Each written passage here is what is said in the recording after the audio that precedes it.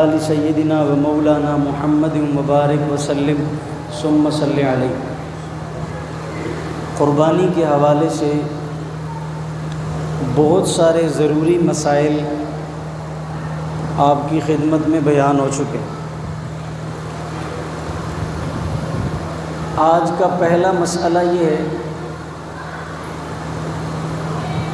ایک آدمی کسی جانور میں بطور حصے دار شریک ہوتا ہے، لیکن حصہ شامل کرنے والا دوسرے ملک میں ہے اور جانور کسی اور ملک میں ہے۔ سمجھ رہے ہیں؟ اکثر ایسا ہوتا ہے، ایک آدمی سعودی عرب میں کام کرتا ہے، اس کے 4 بھائی پاکستان میں رہتے ہیں، تو 4 حصے دار پاکستان میں ہیں اور جانور بھی پاکستان میں ہیں اور ایک حصے دار سعودی عرب میں ہے۔ ہوتا ہے کہ نہیں کہ بھئی یہ میری طرف سے حصہ شامل کر دو۔ اب جو آدمی خود دوسرے ملک میں اور جانور کسی اور ملک میں اور باقی شریک بھی دوسرے ملک میں ہے، تو اب جانور کو ذبح کیسے کریں گے بھائی؟ سعودیہ میں قربانی ایک دن پہلے ہوتی ہے، سعودی میں قربانی ایک دن پہلے ہوتی ہے اور ہمارے ہاں قربانی ایک دن بعد میں ہوتی ہے۔ تو اب اس کا اصول یہ ہے کہ ایسا جانور جس میں اس طرح کے شرکا ہوں کہ ایک شریک کسی اور ملک میں ہوں اور باقی شرکا کسی دوسری جگہ پر ہوں، تو ان کو قربانی ذبح کرتے وقت ان دنوں کا اعتبار کرنا ضروری ہوگا جو دونوں کے درمیان مشترک ہوں گے۔ دونوں کے درمیان وہ مشترک دن یہ ہیں، بھئی پاکستان میں 9 ذی الحج ہوگا اور سعودی عرب میں 10 ہوگا، پاکستان میں 10 ہوگا اور سعودیہ میں 11 ہوگا، پاکستان میں 11 ہوگا اور سعودی عرب میں 12 ہوگا، یعنی 2 دن شریک ہیں آپس میں، دوسرا اور تیسرا۔ پاکستان میں جو قربانی کا پہلا دن ہے، سعودیہ میں وہ قربانی کا دوسرا دن ہے۔ پاکستان میں جو قربانی کا دوسرا دن ہے، سعودیہ میں وہ قربانی کا تیسرا دن ہے۔ اب ایسا جانور جس میں ایک شریک باہر ہے اور اس کو آپ پاکستان میں تیسرے دن ذبح کرو گے تو کسی کی قربانی نہیں ہوگی، کیونکہ جو آدمی سعودی عرب میں ہے وہاں تو چوتھا دن شروع ہو گیا نا، اور چوتھے دن تو قربانی ہوتی نہیں ہے۔ تو جو 2 دن آپس میں مشترک ہیں وہ ہیں دوسرا اور تیسرا دن۔ پاکستان کا پہلا دن سعودی عرب کا دوسرا دن ہے اور پاکستان کا دوسرا دن سعودی عرب کا تیسرا دن ہے۔ خلاصہ اس مسئلے کا یہ ہے، ایسا جانور جس میں اس قسم کے شرکا ہوں کہ کوئی ایک شریک دوسرے ملک میں ہوں اور جانور کسی دوسرے ملک میں ہوں، تو ذبح کرتے وقت ان دنوں کا اعتبار ہوگا جو دن دونوں آپس میں کیا ہوں گے؟ مشترک ہوں گے۔ جو دونوں کے دن جمع ہو جائیں، اگر دن آگے پیچھے ہو جائیں گے تو پھر قربانی کا عمل سب کا بیکار ہو جائے۔ دوسرا مسئلہ، ذبح کرتے وقت، جانور کو ذبح کرتے وقت بہت سارے ایسے مسائل ہیں جن کی رعایت نہیں رکھی جاتی۔ بس ہر آدمی کسائی ہے، ہر آدمی خاندانی کسائی کا فلسفہ پیش کر رہا ہوتا ہے۔ یہاں تو موچی بھی عید الاضحیٰ میں کسائی ہوتے ہیں، تو گڑھا کھودنے والے باقی لوگ بھی عید الاضحیٰ میں کسائی ہوتے ہیں، بلڈنگ گرانے والے مزدور بھی کسائی ہوتے ہیں، ہر آدمی کسائی بنا ہوتا ہے۔ جانور کی مت مار کے رکھ دیتے ہیں، وہ بھی کہتا ہے یا اللہ خدے بابا کہنا دے ہاتھ چڑھ گیا، یا اللہ تو ہی ہون بچا مینوں۔ سمجھ آ رہی بات؟ تو بھئی بہت ساری خرابیاں ہمارے ہاں جانور ذبح کر۔ نمبر 1، دیکھو جانور کو دوسرے جانور کے سامنے ذبح نہ کیا جائے، ایک جانور کو دوسرے جانور کے سامنے ذبح نہ کریں، فقہاء نے اس کو مکروہ لکھا ہے۔ لیکن جو بات میں سمجھا رہا ہوں، جانور کو ذبح کرتے وقت پہلی چیز ہمارے ہاں لوگ عجیب و غریب قسم کی دعاؤں کا اہتمام شروع کرتے ہیں۔ اچھی بات ہے، جانور ادھر لٹایا ہوا ہے اور ادھر دعائے خیر ہو رہی ہے، کوئی ولیمے پہ آئے ہیں، جانور ادھر تڑپ رہا ہے، 4 آدمیوں نے رسی باندھی ہوئی ہے، اور جی دعا کرو. کس چیز کی دعا کرو؟ کہاں لکھا ہے یہ فلسفہ کہ آپ جانور کو لٹا کر تڑپتا چھوڑ دو اور خود آپ دعائیں مانگتے پھر؟ ایسی دعاؤں پر تف ہوتا ہے. یہ دعائیں مانگنے کا فلسفہ کس نے سمجھایا ہے؟ یہ دعائیں بسم اللہ اللہ اکبر، ختم. بس اس سے بڑی اور کون سی دعا ہے؟ جانور تڑپ رہا ہے، 6 آدمی اس کو پکڑے ہوئے ہیں، اور ایک بابا جی لگا ہوا ہے، قرآن شروع کیا ہے فاتحہ سے والناس تک لگا ہوا ہے 5 منٹ دعا ہو رہی ہے. یہ کون سا فلسفہ ہے؟ سب سے بڑی دعا یہی ہے بسم اللہ. حضرت انس فرماتے، بخاری کی روایت ہے، میں نے اللہ کے نبی کو دیکھا، آپ نے مینڈے کو ذبح کیا، آپ نے پڑھا بسم اللہ اللہ اکبر، بس ذبح ہو گیا. پیغمبر کی زندگی میں ہمیں یہ چیزیں نہیں ملی کہ پیغمبر علیہ السلام نے کہا بھئی ہاتھ اٹھاؤ، لاسپور تک بیا لاسپور تک ہاتھ اٹھاؤ، ختم پڑھنے لگا، ابھی کل خانی ہو رہی. بھئی یہ کون سا فلسفہ ہے؟ حضرت انس رسول اللہ صلی اللہ علیہ وسلم کے ساتھ 10 سال بطور خادم رہے. 10 سال اللہ کے نبی کے ساتھ 10 سال گزارے. فرمایا میں نے دیکھا اللہ کے نبی نے چھری پکڑی اور آپ نے سیاہ اور سفید مائل دمبا تھا، اس پر آپ نے چھری چلائی، بسم اللہ اللہ اکبر، جانور ذبح ہو گیا. اور بعض علماء نے لکھا صرف اللہ اکبر بھی کافی نہیں ہوگا، بسم اللہ کہنا ضروری ہے. یہ وہ مسائل ہیں جن کو ہم نے آج تک نہ سیکھا، نہ سمجھا اور نہ ضرورت محسوس کی. تو بھئی ذبح کرتے وقت یہ جو ہم جانور کو لٹا کر تڑپاتے ہیں اور یہ ختم قرآن اور ختم خواجگان شروع ہو جاتا ہے، اس کی کوئی ضرورت نہیں ہے بس. اور ایک عجیب فلسفہ ہوتا ہے، جی اجازت ہے، جی اجازت ہے، جی ٹول نہ پا رہا اجازت ہے. اڑی اجازت تو اس وقت تھی جب آپ نے اپنا حصہ اس کے ساتھ شامل کیا، اجازت ہو گئی. جب آپ نے اپنے پیسے اس کو دیے، اس کا معنی اجازت تھا نا. جب آپ لوگ وہاں پر کھڑے ہیں، آپ لوگ کس لیے کھڑے ہیں؟ بھئی 7 شرکاء ہیں، جانور ذبح ہو رہا ہے، 7 کی مرضی نہیں ہوتی کیا؟ ہوتی ہے نا کہ جانور ذبح ہو جائے، یا ایک چاہتا ہے ذبح ہو، 7 چاہتے ہیں اللہ اس کا سانس نہ نکلے. ایسا ہوتا ہے؟ عجیب ڈرامے ہو رہے ہوتے. اجازت ہے سب کی طرف سے، ہاں بھئی اجازت ہے، جان دو گڈی. کنڈکٹر جیسے نہیں لگا ہوتا ایسے ہمارے ہاں. بھئی اجازت اسی چیز کا نام ہے. آپ کے ہاتھ میں 6 شریکوں نے چھری پکڑا دی، اس کا معنی ہے کہ سب راضی ہیں، آپ چھری چلائیں. جانور تڑپ رہے ہیں اور یہاں قصے کہانیوں پر ماشاءاللہ عمل درآمد ہو رہا. تو بھئی ان چیزوں سے ہم اعتراض اور پرہیز کریں. دوسری چیز، جانور کو ذبح کرتے وقت جانور میں 4 رگیں پائی جاتی ہیں. کتنی؟ خون کی، سانس کی، کھانے وغیرہ کی. ان 4 رگوں میں 3 رگوں کا کٹنا ضروری ہے. 4 رگوں میں سے 3 رگوں کا کٹنا ضروری ہے. اگر 3 کے بجائے 2 رگیں صرف کٹی تو فتویٰ اور مسئلہ یہ ہے کہ جانور حرام ہوگا، کسی کی بھی قربانی صحیح نہیں ہوگی. 4 رگیں جانور میں پائی جاتی ہیں، 4 میں سے 3 کا کٹنا ضروری ہے. اور اگر 3 میں سے 2 کٹیں، یعنی 2 رہ گئیں اور 2 کٹ گئیں، تو اس کی قربانی کسی ایک کی بھی صحیح نہیں ہوگی، وہ جانور حرام شمار ہوگا. 4 رگیں کٹ جائیں تو بہت اچھا، لیکن 4 نہیں کٹیں، کم از کم 3 رگوں کا کٹنا ضروری ہے، ورنہ قربانی صحیح نہیں ہے.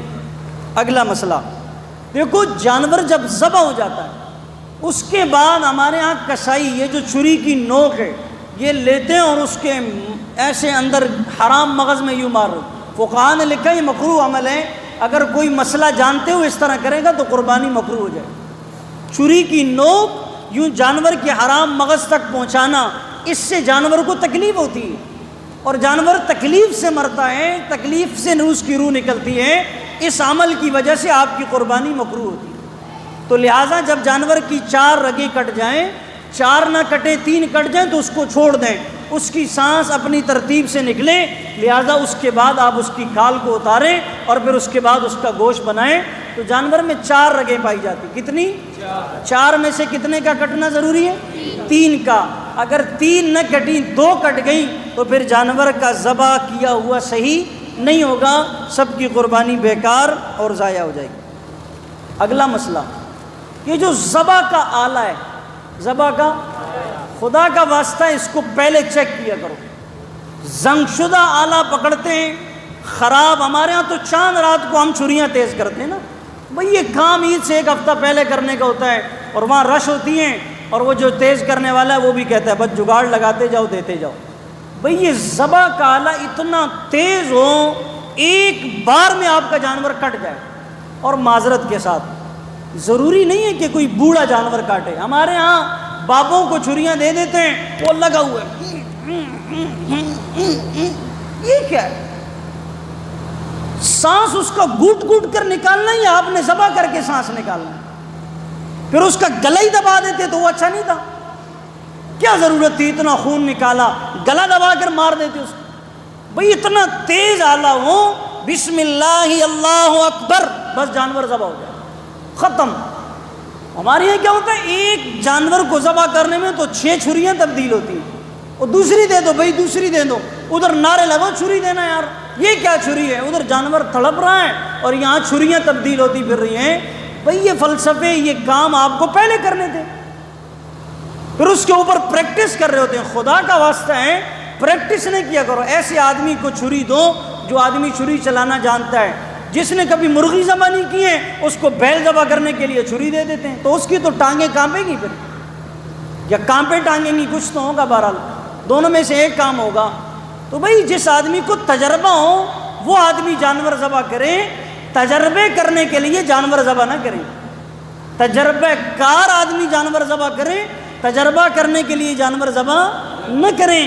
آپ ایک چھری چلائیں، بس قصہ ختم، جانور یہیں پر ذبح ہو جائے، فوراً اس کا کام تمام ہو جائے اور اس کو چھوڑ دو، پھر اس کی روح آسانی سے نکل جائے. تو خدا کا واسطہ ہے ان تجربات سے باہر آ جاؤ. اور بہت ساری سائنسی تحقیق ہیں جس میں آپ اپنے تجربات کرتے پھریں. اگلا مسئلہ، یہ جو ہم جانور کو گراتے ہیں نا، اور جو کرتب ہو رہا ہوتا ہے، جیسے گجرانوالا کے کبڈی کرنے والے یا جو پہلوان آپس میں کشتی کر رہے ہوتے ہیں، وہ منظر ہمارے ہاں ہوتا ہے. بھئی کوشش یہ کرو، 2 لاکھ کا جانور خریدیں، جانور کو گرائے گا کون؟ جو ہم خود گرائیں گے.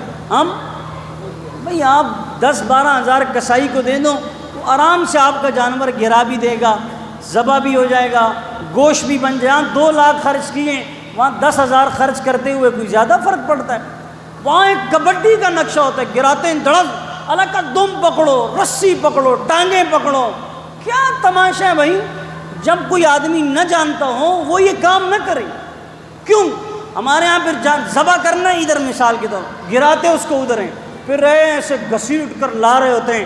یہ علماء نے لکھا ہے جانور کو تکلیف ہوتی ہے، اس سے قربانی کے مکروہ ہونے کا خطرہ. اس تکلیف سے جانور مر رہا ہوتا ہے. وہ کہتا ہے ذبح ہونے سے پہلے ہی اللہ سانس کاٹ لے میرا، میں ادھر ہی ذبح ہو جاؤں تو اچھا ہے. سانس بعد میں، چھری چلانے سے پہلے ہی میری روح نکل جائے تو وہ اچھا، پتہ نہیں کن کے ہاتھ سے، خدا بہو بخیر. یعنی ذبح جہاں کرنا ہے وہیں اس کو آرام سے گرایا جائے، اور گرانے کے بعد اس کو ذبح کیا جائے. طریقہ علماء نے یہ لکھا ہے جانور کو لٹانے کا کہ اس کا سر دائیں طرف ہو، جیسے میت کو لٹایا جاتا ہے قبلہ رخ کر کے، اسی طرح جانور کو بھی قبلہ رخ کر کے اس کا سر قبلے کی طرف ہو اور بائیں پاؤں دوسری طرف ہوں. تو لہٰذا اس ترتیب پر اس کو گرائیں اور پھر چھری پھیریں، بسم اللہ اللہ اکبر کہنے کے بعد اس کو ذبح کر دیں. لہٰذا یہ کرتب، تجربے، یہاں گرانا، پھر اس کا خالی سے ٹن موڑنا، کٹ کرنا، ریورس کرنا اور دوسرا تیسرا گیئر، اس سے باز آ جاؤ. لہٰذا جو آدمی جانتا ہو اس کو کہو بھئی آپ ہمارا جانور ذبح کر کے دے دو اور اس کو گرا بھی دو.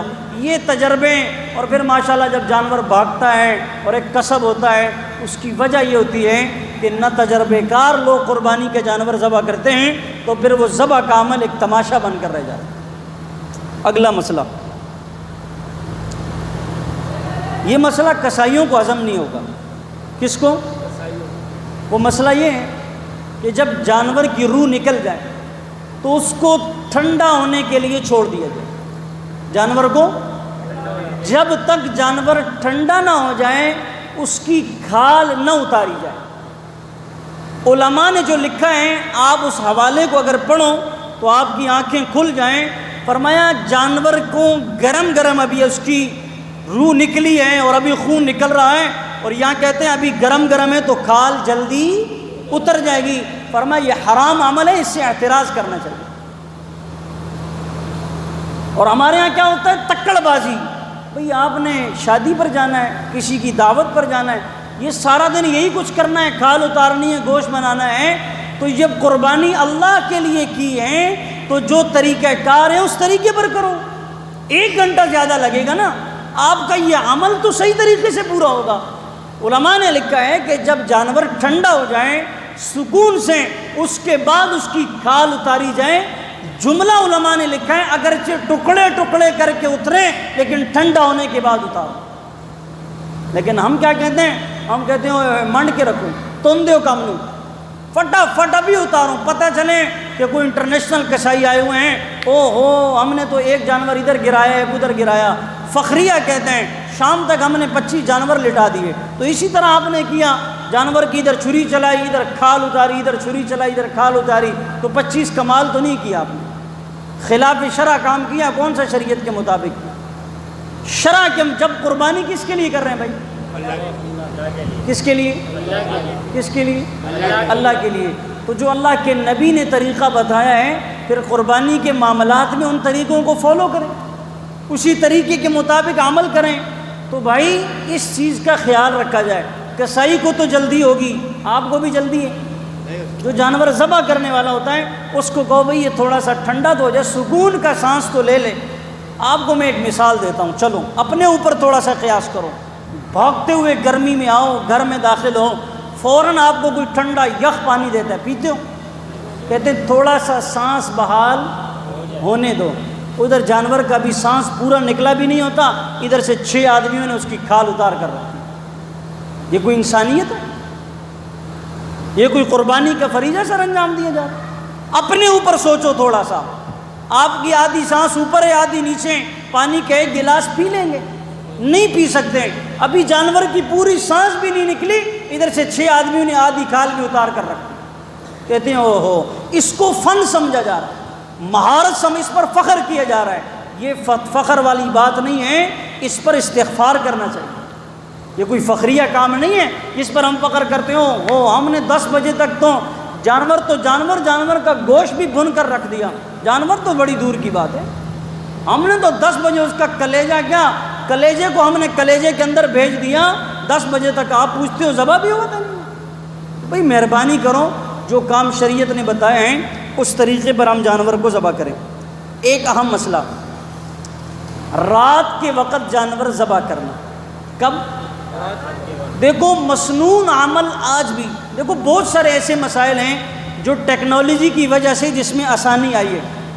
جب تک یہ لائٹ کی سہولت نہیں تھی، مسئلہ یہی تھا کہ رات کے وقت ذبح نہیں کر سکتے، یعنی مغرب کے بعد۔ اس کی وجہ یہ تھی لائٹ کی سہولت نہیں ہے، صحیح طریقے سے معلوم نہیں پڑے گا رگیں کٹی ہیں نہیں کٹی، کھال اتارنے میں مسئلہ تھا۔ اب جو مسئلہ ہے، رات کے وقت جانور اگر کوئی ذبح کرنا چاہے گا، قربانی ہو جائے گی، قربانی ہو جائے گی۔ مسئلہ پورا سننا، قربانی ہو جائے گی، لیکن البتہ مغرب کے بعد ذبح کرنے میں وہ مسنون والا عمل داخل نہیں ہوگا۔ قربانی تو جائز ہو جائے گی، ثواب بھی مل جائے گا، لیکن چونکہ جناب رسول اللہ صلی اللہ علیہ وسلم کے دور میں مغرب سے پہلے ذبح کیا جاتا تھا، آج بھی اگر ہم مغرب سے پہلے ذبح کریں تو وہ زیادہ بہتر ہے۔ رات کے وقت میں لائٹنگ کی وجہ سے جانور ذبح کریں گے تو قربانی ہوگی، ثواب بھی ملے گا، قربانی بھی درست ہوگی، لیکن البتہ پھر بھی نہ کرنا بہتر ہے، پھر بھی نہ کرنا بہتر ہے۔ اگرچہ جدت ہیں، آسانی ہیں، سہولت ہیں، لیکن پھر بھی مسنون عمل یہی ہے کہ آپ عصر کے بعد مغرب سے پہلے جانور کو ذبح کرنا چاہیں تو یہ بہتر ہیں، تاکہ ہمارے اس قربانی کے عمل کی مشابہت جناب رسول اللہ صلی اللہ علیہ وسلم کے عمل سے، آپ کے دور سے، صحابہ کرام کے عمل سے اور حضرات صحابہ کرام کے زمانے سے مشابہ ہو جائے۔ اگر ہم کریں گے تو ہو تو پھر بھی جائے گی، اگر ہم کریں گے ہو تو پھر بھی جائے گی، لیکن نہ کرنا پھر بھی بہتر ہے۔ اس کو میں ایک مسئلے سے آپ کو دیکھو، شریعت کا مسئلہ یہ ہے کہ آپ سفر پر جاتے ہیں تو روزہ نہ رکھنے کی اجازت ہے، روزہ۔ اب یہ جس دور میں مسئلہ اللہ کے نبی نے بتایا ہے، اس دور میں یہ بسیں تھیں، جہاز تھے، اے سی والی گاڑیاں تھیں، بسیں ٹرینیں تھیں نہیں تھیں۔ لیکن مسئلہ اب بھی وہی ہے، مسئلہ اب بھی وہی ہے کہ اگر کوئی آدمی روزہ نہیں رکھتا اور بعد میں قضا کرتا ہے تو شریعت نے اجازت دی ہے، لیکن علماء کہتے ہیں کہ دیکھو اب تو آسانی ہو گئی ہے نا، اب رکھ لینا بہتر ہے۔ اب کیا ہے، اے سی میں آپ سفر کر رہے ہیں، سہولت ہے، سکون ہے، اور روزے کا مہینہ ہے، ایک ماحول بنا ہوا ہے، نہ رکھنے سے رکھ لینا کیا ہے، بہتر ہے۔ جیسے اس دور میں قربانی عصر سے بعد یعنی مغرب سے پہلے ہو جاتی تھی، اب اگر ہم مغرب سے پہلے کر لیں تو بہتر ہے، بعد میں بھی ہو جائے گی لیکن مغرب سے پہلے کر لیں تو بہتر ہے۔ اگلا مسئلہ، تک تو نہیں گئے جی؟ تھک گئے تو پھر بھی پورا تو میں نے کرنا ہے آج۔ شہر اور گاؤں دیہات، شہر اور دیہات میں جانور ذبح کرنے کا وقت، دیکھو ایسی جگہ جہاں عید کی نماز نہیں ہوتی، جہاں عید کی نماز، ایسا گاؤں ہے جہاں جمعے کی اور عید کی نماز کے لیے شرائط نہیں پائی جاتی اور وہاں عید کی نماز نہیں ہوتی، تو وہاں جانور کب ذبح کریں؟ اور شہر جہاں عید کی نماز ہوتی ہے وہاں جانور کب ذبح کریں؟ تو حدیث میں آتا ہے جہاں عید کی نماز نہیں ہوتی اس جگہ فجر کی نماز کے بعد، صبح صادق کے بعد اور فجر کی نماز کے بعد ذبح کرنا چاہیں تو ذبح کرنے کی اجازت ہے۔ گاؤں دیہات ایسی بستی جہاں عید کی نماز نہیں ہوتی وہاں جانور کو فجر کی نماز کے بعد بھی اگر ذبح کریں گے تو ذبح ہوگا، قربانی صحیح ہوگی، ثواب بھی ملے گا، سب کا حصہ اپنی جگہ صحیح ہوگا۔ البتہ شہر یا بڑا گاؤں جہاں عید کی نماز ہوتی ہے وہاں اگر آپ فجر کے بعد ذبح کریں گے اور عید سے پہلے ذبح کریں گے تو ایک کی بھی قربانی نہیں ہوگی، ایک کی بھی قربانی۔ اللہ کے رسول کو پتہ چلا ایک جگہ ایسا عمل ہوا، آپ علیہ السلام کو بتایا گیا کہ وہاں عید کی نماز ہوتی تھی اور انہوں نے عید کی نماز سے پہلے قربانی کی، تو اللہ کے رسول فرمانے لگے ان کے لیے صرف گوشت ہے، ان کے لیے صرف یعنی گوشت ہے، اس گوشت کے عمل پر ملنے والا ثواب نہیں ہے، اس خون بہانے پر ملنے والا ثواب نہیں ہے۔ جو عید کے بعد ذبح کرتے ہیں ان کو گوشت بھی ملتا ہے اور گوشت کے بدلے ثواب بھی، یعنی ایک تیر سے دو شکار ہوتے ہیں۔ تو شہر میں یا بڑے گاؤں میں جہاں عید کی نماز ہوتی ہے وہاں پہلے دن عید کی نماز کے بعد ذبح کریں گے، اور چھوٹا گاؤں اور ایسی بستی ایسا دیہات جہاں عید کی نماز نہیں ہوتی وہاں فجر کے بعد بھی اگر ذبح کرنا چاہیں تو ذبح کرنے کی اجازت ہے اور قربانی کیا ہوگی بھائی، صحیح ہو جائے گی۔ البتہ جو عید کا دوسرا دن ہے اس میں پھر فجر کے بعد ذبح کریں تو اس میں ذبح ہونے کی اجازت ہے، چاہے گاؤں میں ذبح کریں یا شہر میں، اس لیے کہ دوسرے دن تو عید کی نماز ڈیڑھ ہوتی ہے نا، اچھا نہیں ہوتی، میں سمجھا آپ لوگ سوئے ہوئے ہیں، دوسرے دن تو عید کی نماز نہیں ہوتی، نہ عید کی نماز کا کوئی فلسفہ ہے، تو لہٰذا دوسرے دن فجر کے بعد بھی ذبح کریں گے تو قربانی ہو جائے گی۔ جانور کے مکروہ اعضاء، جانور کے مکروہ اعضاء، پتا، مثانہ، چھوٹے بڑے پیشاب کا مقام، غدود، اور وہ آپ جو مزے لے لے کر کھاتے ہیں کیا بولتے ہیں اس کو، کٹا کٹ، ٹکا ٹک، چپا ٹپ، جو بھی ہے اس کو کھانا مکروہ ہے۔ کیا ہے، ہمارے ہاں تو ایک ٹیم باقاعدہ ان مخصوص چیزوں کو جمع کرنے پر ہوتی ہے، کہتے ہیں آج تے موجہ ہی نے بس ادھر سے بھی کٹا کٹ تو ادھر سے بھی کٹا کٹ تو ادھر سے بھی ٹپا ٹپ تو کٹا کٹ تو پھر شام کو چپا ٹپ تو پھر اس کے بعد مکروہ کام کرتے ہیں۔ جب کھائیں گے یہ کچھ تو عمل بھی ایسے ہی ہوں، جب ہماری قوم کھائے گی یہ چیزیں ماشاءاللہ، ساری حلال چیزیں ایک طرف چھوڑ دیے، کہتے ہیں او ہو آج مزہ ہی آ گیا، آج کیوں نہیں مزہ، ہم نے کٹا کٹ کھایا ادھر فلاں جگہ پر بڑا مسالہ ڈال کر چٹ پٹا، اور پھر اس کے بعد جو کچھ ہوا وہ جو اعمال کریں گے تو جو پیٹ میں جائے گا وہ اندر سے وہی پریشر دے گا تو پھر وہی کچھ کرنا ہوگا، ظاہر سی بات ہے۔ تو یہ جانور کے مکروہ اعضاء ہیں، ان کو کھانا کیا ہے، قربانی کے دنوں میں بھی مکروہ ہے اور قربانی کے دنوں کے علاوہ بھی مکروہ ہے۔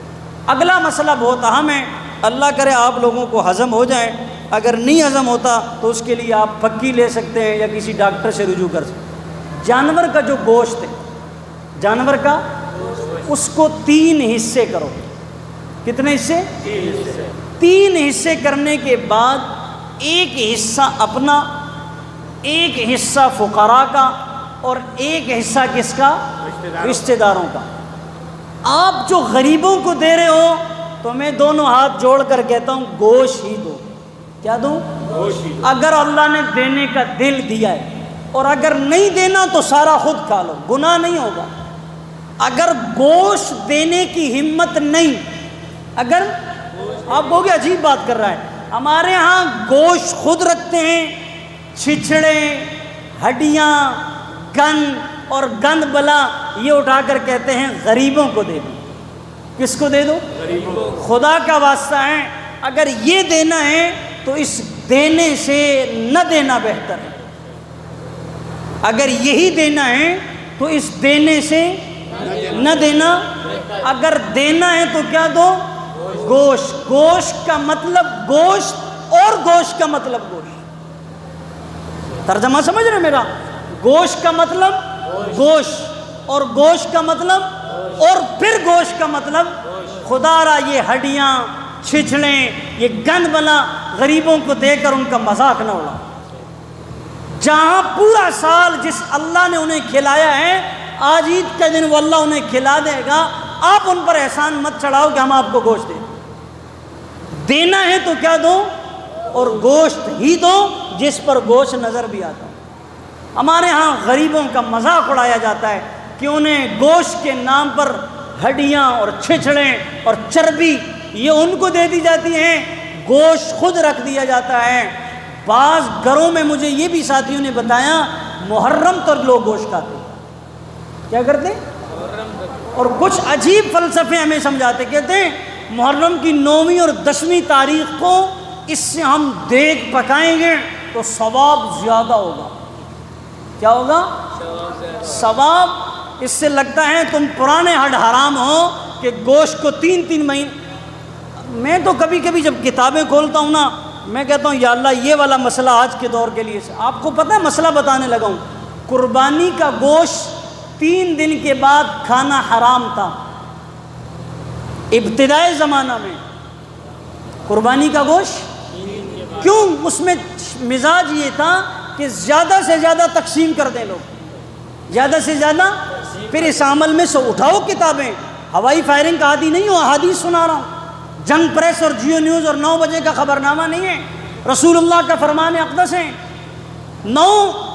3 دن کے بعد قربانی کا گوشت استعمال کرنا، ہم تو کہتے ہیں یا اللہ وہ فتویٰ آج نافذ ہو جائے کہ 3 دن کے اندر کیا ہو جائے؟ گوشت پورا ہو جائے۔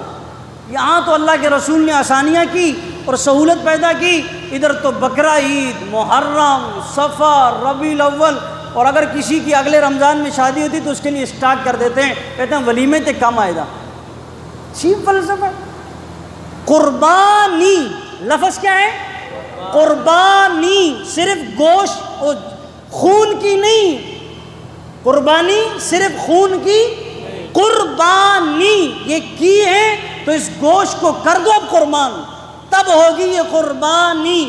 اگر اس کو جمع کیا فریج میں، ڈی فریزر میں، پھر یہ نہ قربانی، پھر اس کو ہم صرف گوشت کا نام دیں گے، قربانی نہ، یہ پھر ہو جائے گی خوبانی، قربانی نہیں ہوگی۔ قربانی کا لفظ بتا رہا ہے کہ صرف چھری چلانے کی قربانی نہیں، قربانی گوشت کی قربانی۔ لے جاؤ بھائی یہ کی ہم نے قربانی، یہ گوشت ادھر دیا ادھر دیا، اس کو کہتے ہیں قربانی۔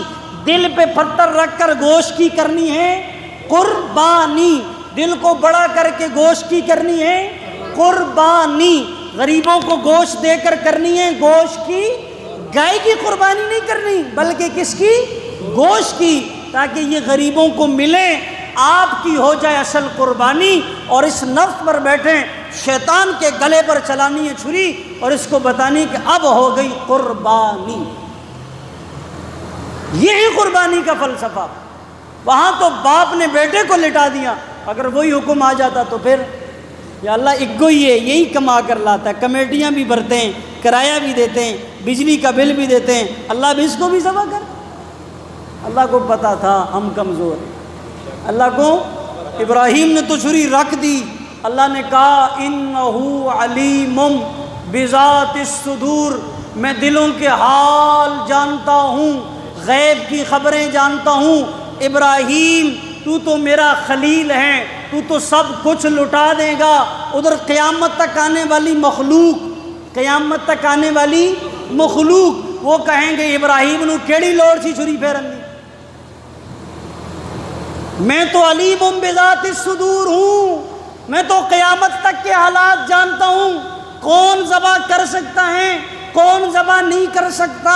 ادھر تو آپ خلیل ہیں، آپ نے تو ذبح کرنے کے لیے تیاری کر لی ہے، ادھر نفس پر چھری نہیں چلتی تو بیٹے پر کیسے چلے گی؟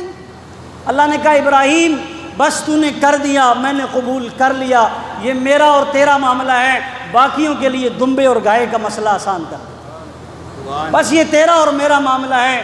ایک خلیل اور حبیب کے درمیان فیصلے ہیں، بس ہمارے یارانہ آپس میں کام ہیں، یہ ہو گیا تجھے اس کا اجر مل گیا، قیامت تک تو میرا خلیل ہو گیا، باقیوں کے لیے میں نے قربانی کا مسئلہ گائے بیل میں رکھ دیا۔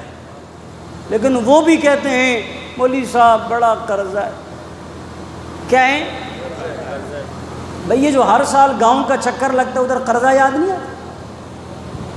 ہاں مری کا ٹور لگتا ہے، قرضہ یاد نہیں آتا؟ بہت مقروض ہیں، ہر شادی پر پورے گھر والے جوڑے بناتے ہو، قرضے یاد نہیں آتے؟ جب قربانی کا مسئلہ آ جاتا ہے کہتے ہیں بہت مقروض ہیں، کیا کریں تھوڑا سا اور لے لو،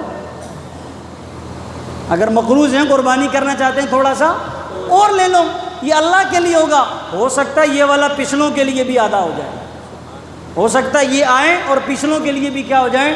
تو بھائی یہ چند ایک ضروری مسائل تھے، تقریباً 100 سے زیادہ میں نے آپ کی خدمت میں عرض کیے ہیں، ان کو سمجھیں، محفوظ کریں، اپنے گھروں میں بھی بتائیں۔ لہٰذا یہ جو گوشت والا اہم مسئلہ ہے، غریبوں کے ساتھ مذاق نہ کیا جائے، ان کو دینا ہے تو گوشت دو، نہیں دینا سارا محفوظ رکھو، اللہ آپ کو گناہ نہیں دیں گے اور نہ اس پر مواخذہ ہوگا۔ اللہ تعالیٰ ہمارے اس بولنے سننے کو اپنی بارگاہ میں قبول فرمائے۔